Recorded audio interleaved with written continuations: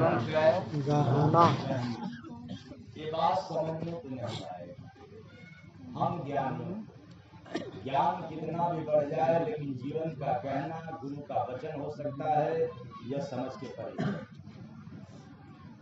इसलिए चर्चा इसी पर होगा। गुरु का वचन और जीवन का गहना।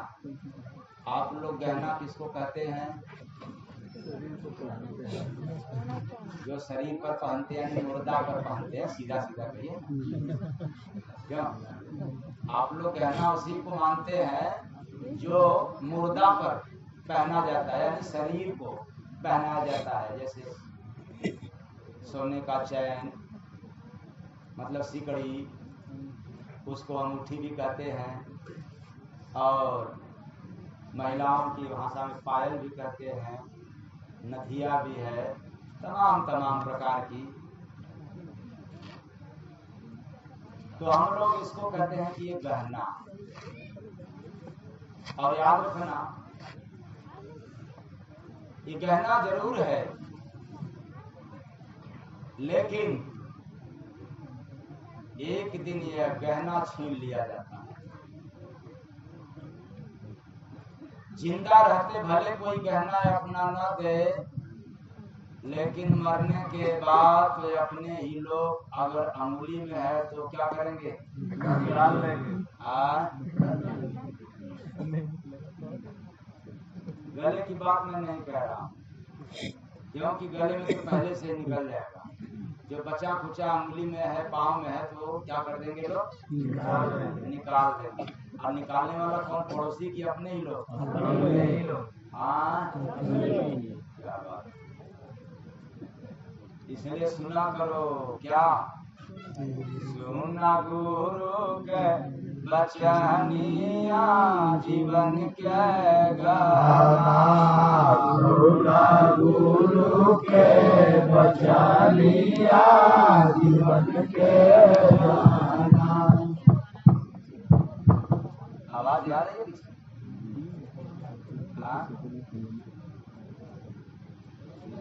नमाज जरा मुझे मोबाइल हटाओ, मोबाइल हटाओ। हम नहीं पकड़ेगा मोबाइल वाले को, बोलता रहेगा। तो कहाँ बात था? थोड़ा भुलक्कड़ इसलिए निर्गत विद्या मुझे आता ही नहीं। रटू विद्या बैठ कर किस मंच पर मैंने सुना था। फलाने महात्मा ने क्या कहा था, ढेकाने महात्मा। ठीक है, तुम महात्मा बनते तो अपना सुनाओ पहले, फलाने महात्मा सुनाओ। सुनना गुरु के वचनिया, जीवन का गहना। इंसान जो गहना पहनाता है, इंसान ही इसको छीन लेता है, लेकिन अचेतन प्राणियों गुरु के द्वारा पहनाया हुआ गहना जीवन में कोई उतारने वाला नहीं है। ऐसा गहना होता है किसके माध्यम से? गुरु के माध्यम से। तो क्यों पहनना चाहिए कि नहीं? उसको पहनना चाहिए। हाँ, कोई माइक लाल पैदा ही नहीं हुआ है जो गुरु का गहना उतार दे। आज तक कोई नहीं उतारा है, तो आगे भी कोई उतारने वाला नहीं। क्योंकि गहना हम इसलिए धारण करते हैं कि हमारे शरीर का स्वभाव है, यही ना, शरीर देखने में अच्छा लगे। याद रखना, मुर्दा देखने में अच्छा लगे, किसी के लिए ना, लेकिन गुरु का गहना जिंदा में अच्छा लगे। जिंदा को अच्छा लगे। जिंदा कौन है? जीव। मुर्दा कौन है? मुर्दा कौन? शरीर। जिंदा कौन? जीव। अच्छा बताओ, जिंदा रहते कोई कहता है चलो भाई फलाने को श्री राम नाम सत्य करने के लिए, लेकिन जब जीव निकल जाता है, जिंदा निकल जाता है, तो मुर्दा को लिए लोग क्या करते हैं? श्री राम नाम सत्य है। वही बात तो मैं कह रहा हूँ आप लोग। जो गुरु का गहना होता है वो जीव के लिए, और मानव की गहना देह के लिए है।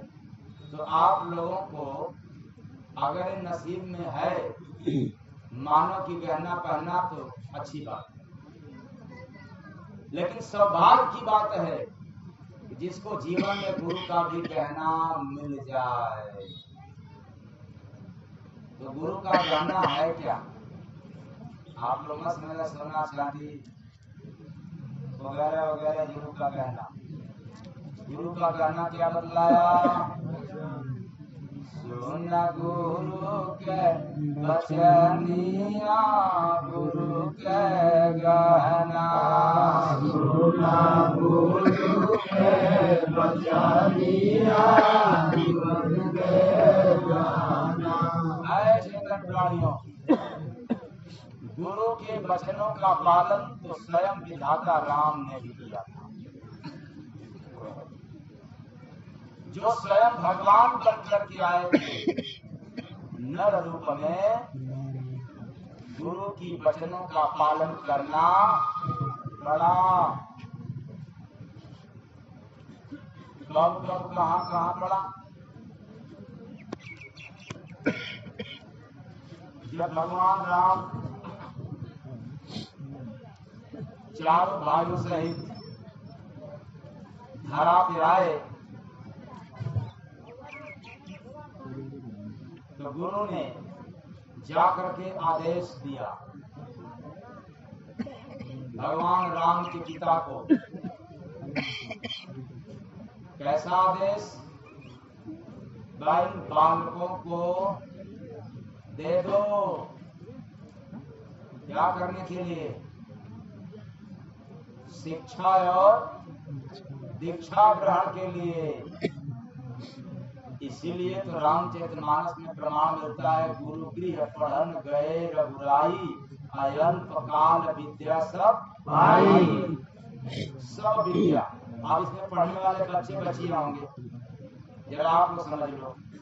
बच्चे और बच्चियों, जो पढ़ने में आपका समय जाता है लगभग 20 से 25 वर्ष, यानी जीवन का एक हिस्सा पढ़ाई में जाता है।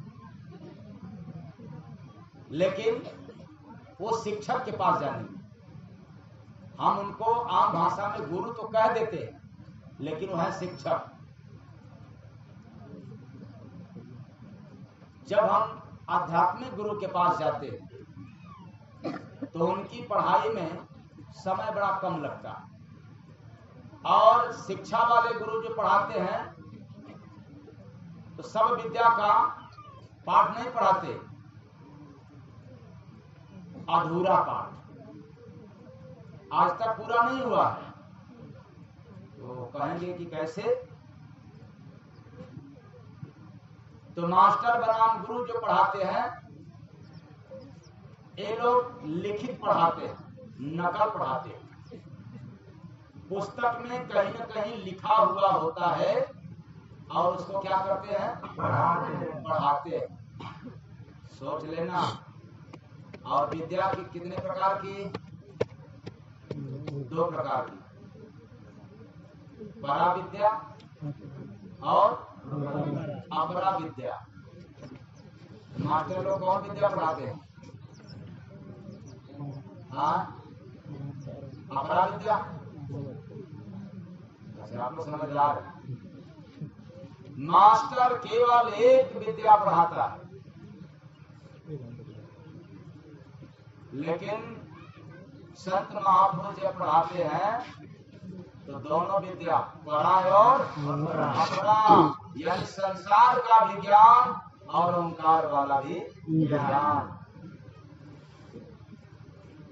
लेकिन पढ़ाई उनकी बड़ा शॉर्टकट में होती है, क्योंकि उनके पास सूत्र होता है बड़ा शॉर्टकट, बड़ा सिंपल सूत्र है।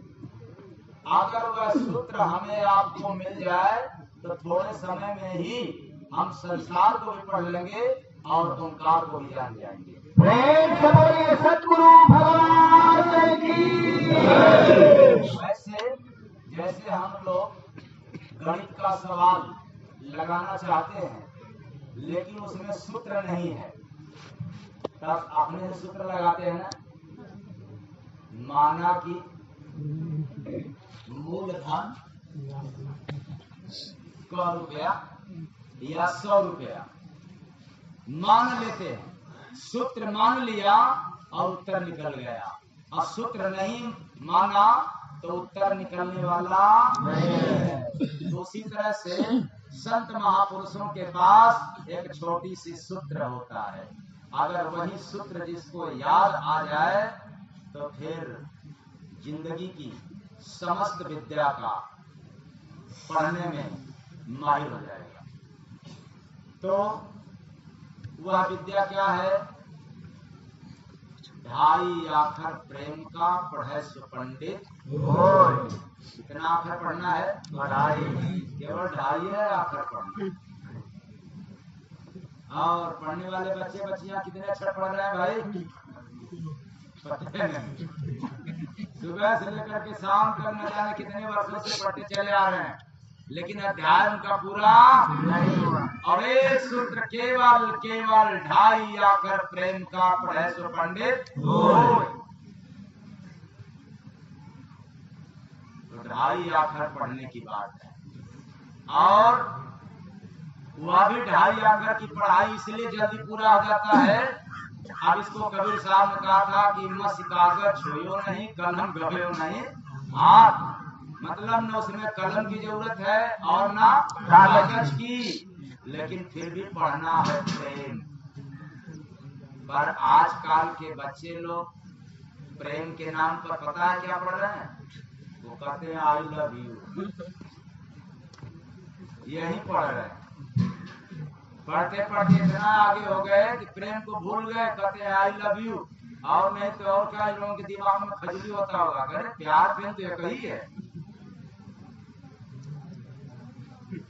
एक बात ना, कितने लोग जानते हैं कि प्यार और प्रेम एक ही है? जरा हाथ उठाए तो।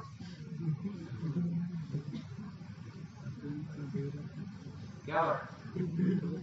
कोई नहीं उठा रहा। अपने अपने मास्टर लोगों से पूछोगे तो नहीं बताएंगे, वो एक ही बताएंगे कि प्रेम और प्यार एक ही होता है। लेकिन प्रेम और प्यार में दिन और रात का अंतर है। इसीलिए तो हमारे आप में अंतर आ गया।